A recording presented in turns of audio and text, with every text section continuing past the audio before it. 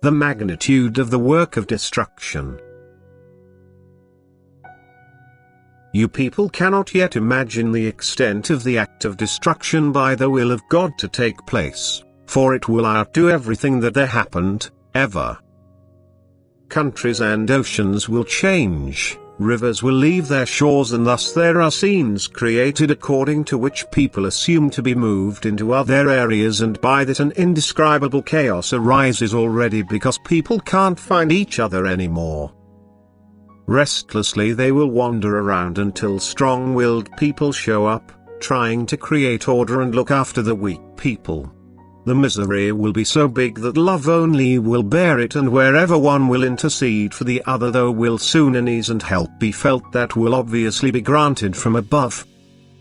Whoever now turns to God and calls upon Him with all of one's heart, help shall be granted to the one. For now God with His love and omnipotence shows Himself so clearly to the point that it will be easy for the weak believer to attain a solid faith, and this time is a time of grace for the unbeliever where, in light of the phenomena that are based on the strength of faith, one can still easily change.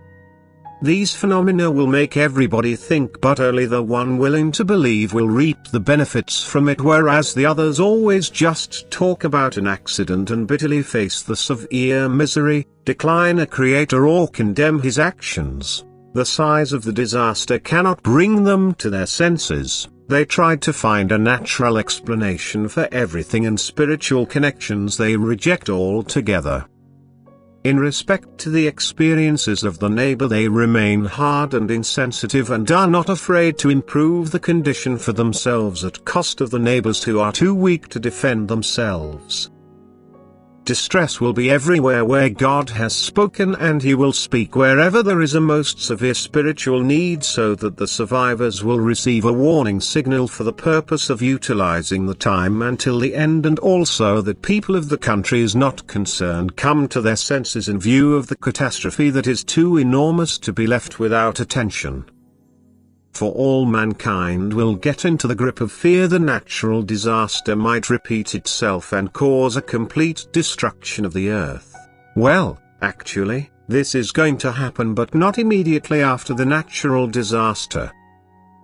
Fear from that is but salutary for many, since, in fact, the thought of a sudden passing away and the life after death becomes vivid and might bring about a change of one's lifestyle. The world will want to intervene with help, yet won't be able to do so to the extent that would be required.